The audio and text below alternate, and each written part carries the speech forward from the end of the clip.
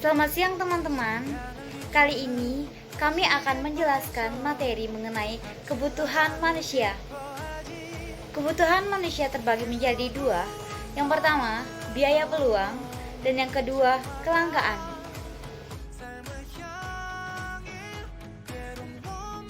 Kebutuhan manusia terbagi menjadi dua. Untuk yang pertama, ada biaya peluang, dan yang kedua, ada kelangkaan. Pertama-tama saya akan menjelaskan definisi biaya peluang.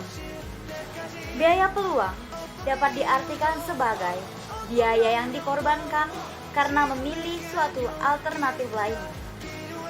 Biaya peluang muncul karena adanya hukum kelangkaan. Biaya peluang dihitung dari nilai peluang terbaik yang dikorbankan atau yang tidak dipilih. 2.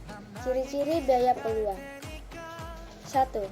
Perhitungan biaya tidak selalu dikaitkan dengan uang, namun dapat dihubungkan dengan kebahagiaan, waktu, benefit yang diperoleh di masa depan, dan lainnya.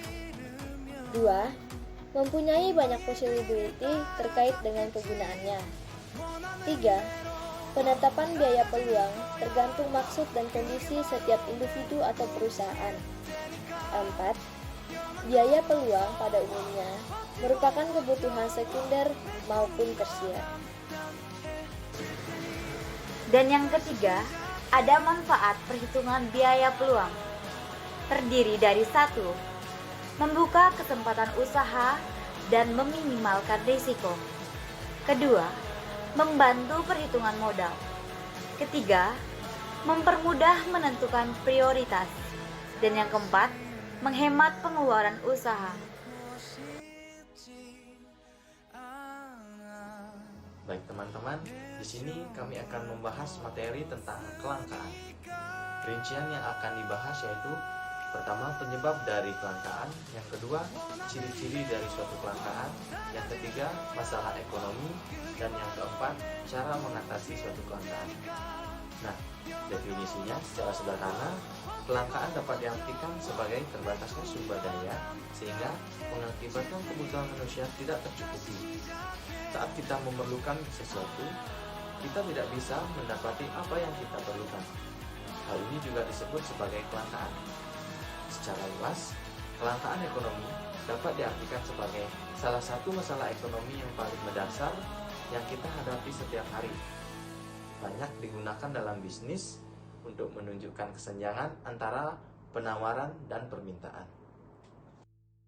Saya akan membahas penyebab dari suatu kelangkaan.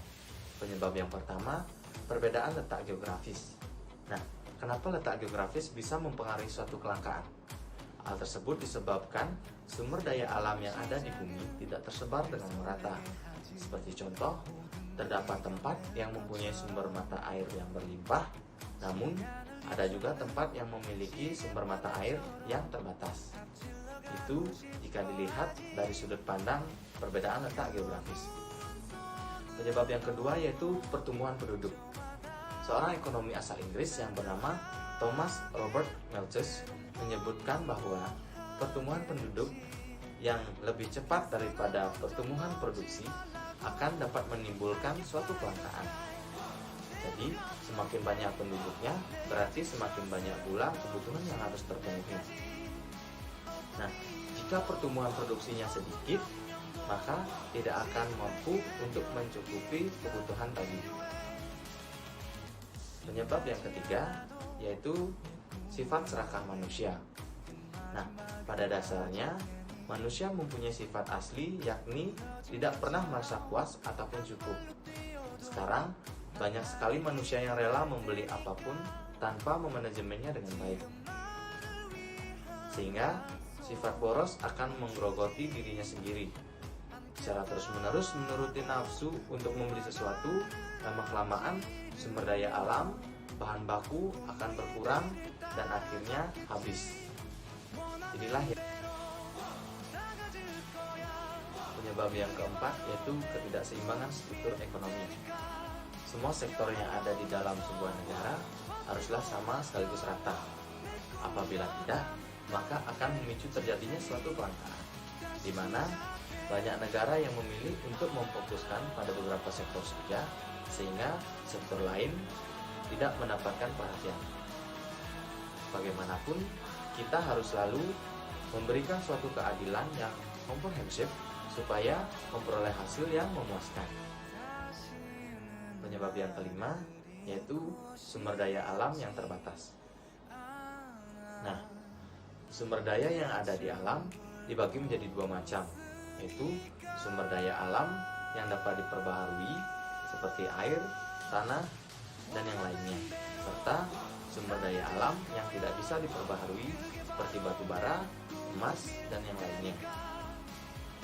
Jika sumber daya alam dilakukan secara terus-menerus serta tidak dikelola dengan baik, maka akan sangat mungkin terjadinya krisis, sehingga alat pemuas kebutuhan akan berkurang dan tidak dapat mencukupi kebutuhan manusia yang tidak terbatas, atau singkatnya dapat terjadi suatu kelangkaan. Lalu ada masalah ekonomi. Terdapat 4 masalah ekonomi yang utama, yaitu sebagai berikut. 1. Masalah alokasi. Terkait dengan masalah penjatahan berbagai sumber daya yang dimiliki oleh kelompok masyarakat untuk berbagai kegiatan produksi guna menghasilkan berbagai macam barang dan jasa. Lalu yang kedua, masalah produksi. Terkait upaya mentransformasikan bentuk berbagai input atau faktor produksi sehingga berubah menjadi output berupa barang dan jasa. Yang ketiga, masalah distribusi. Terkait aktivitas penyampaian barang dan jasa yang sudah dihasilkan oleh produsen hingga akhirnya sampai ke tangan konsumen. Yang keempat, masalah konsumen. Terkait dengan upaya memilih di antara beberapa alternatif konsumsi berbagai macam barang dan jasa yang memberikan kepuasan sesuai anggaran dana yang ada. Ketika sumber daya yang tersedia terbatas, sedangkan kebutuhan manusia terus bertambah, maka harus yang ada dikorbankan untuk pemakaian yang lebih penting. Agar kelangkaan bisa teratasi, manusia setidaknya melakukan beberapa cara berikut. 1. Menyusun skala prioritas. Penentuan urutan kebutuhan dari yang terpenting sampai dengan yang kurang penting. Dengan menyusun skala prioritas dapat memperlihatkan kebutuhan mana yang benar-benar mendesak dan harus dipenuhi. Cara yang kedua yaitu menerapkan prinsip ekofisien. Menerapkan prinsip ekofisien ketika menggunakan sumber daya alam. Prinsip ekofisien bertujuan untuk menggunakan sumber daya alam seefektif mungkin. Dengan menerapkan ekofisien, tidak ada sumber daya alam yang terbuang sia-sia sehingga kelangkaan bisa dicegah. Lalu yang ketiga, menggunakan energi alternatif. Menggunakan energi alternatif untuk memenuhi kebutuhan. Sebagai contoh, minyak tanah merupakan sumber daya alam yang tidak bisa diperbarui. Apabila digunakan terus-menerus akan menyebabkan kelangkaan. Agar hal tersebut tidak terjadi, diperlukan energi alternatif untuk menggantikan minyak tanah. Misalnya minyak tanah diganti dengan gas atau listrik. Baik teman-teman, sekian materi yang dapat kami jelaskan. Semoga teman-teman dapat memahami materi ini dengan baik. Terima kasih.